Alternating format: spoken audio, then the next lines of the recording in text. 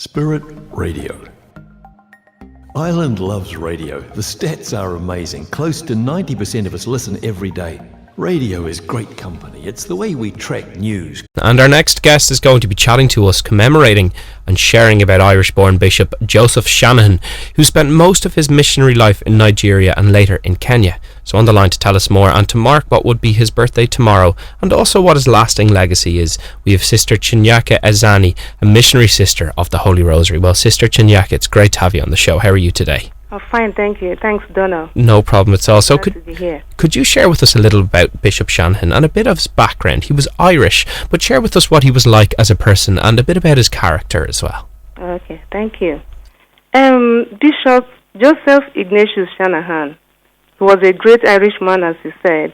In fact, one of the most influential Christian missionaries of the 20th century, and he belonged to the Holy Ghost congregation, also known as the Spiritans. His parents were Daniel Shanahan and Margaret Walsh, and it was on 4th of June, 1871, in the valley of Glankin, Borrisalee, County Tipperary, that he was born. So Bishop Shanahan, all through his life, he retained a deep love for his country, Ireland, and his people. And this same kind of love he took with him when he was sent on mission to Nigeria, the same love he showed to the people to whom he was missioned. He was remarkable for his ability to see God in every person. In fact, there was a strong, deep sense of the presence of God that he saw in everyone and in all of creation. So this really marked him and influenced the way he dealt with people, both on his mission and even before he was sent on mission through his childhood. He was also remarkable for his great apostolic zeal. He truly had the zeal of apostles, because we read that from the time he was a boy, he had this ardent desire to become a missionary. And for him, it was important to bring the good news of God's love to all people, especially people in distant lands who had not yet had the opportunity of hearing the name of Christ or having that Christ life in them. So his childhood fervor would remain with him all through his life.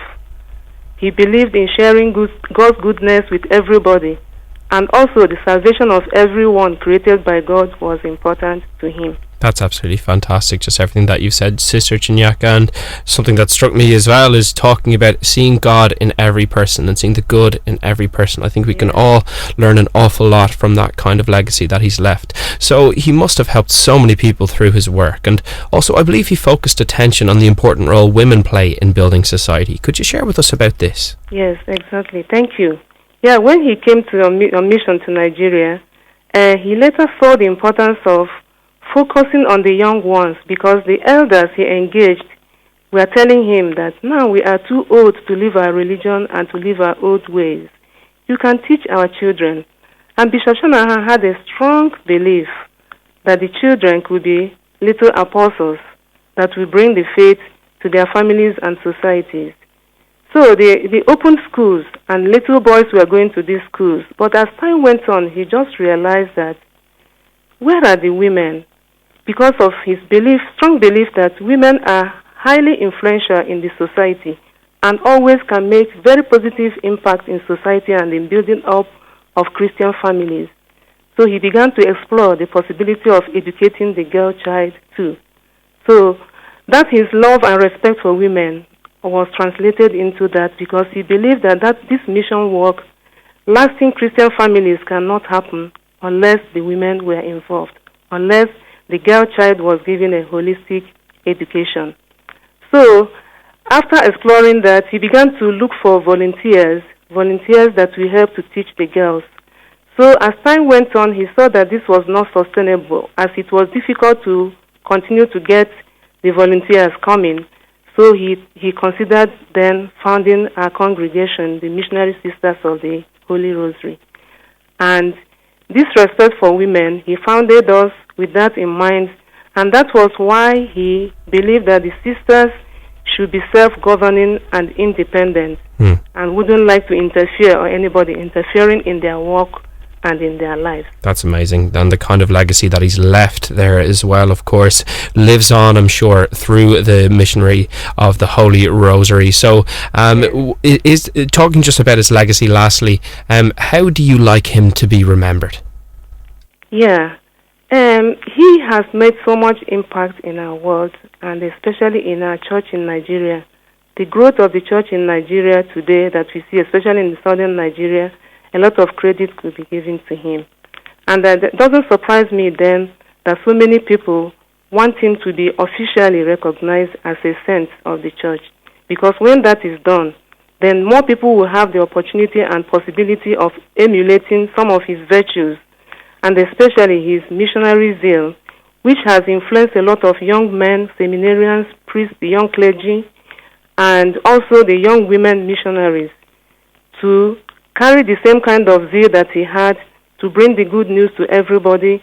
And his own belief is not just saving souls for the next life. He was also interested on what happens while we live in this world now. So I would like him to be remembered for his commitment, his total commitment to his mission and his call. And he never gave up in the face of challenges and difficulties. In fact, when difficulties came, he always looked for ways of confronting those difficulties. Also, his large-hearted generosity, which he strongly believed in sharing whatever we have, no matter how little, with others.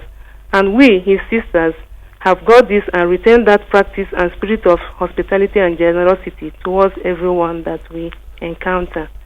And one of the most important legacies he left us is his remarkable degree of forgiveness, his ability to forgive all the people from whom he experienced hurt. And he always instructed the sisters, always forgive. That's amazing. Always forgive. That truly is. But that is the Christ-like thing to do. That truly that legacy is very important. Exactly. It's an amazing legacy, and just so many things that you said there as well. It sounds like a marvellous man, and being able to experience just him through what you said there as well is a real privilege. So, Sister Chinyaka Ezani, a missionary sister of the Holy Rosary, thank you so much for sharing with us today about Bishop Shanahan, and thank you just for talking to us today in general.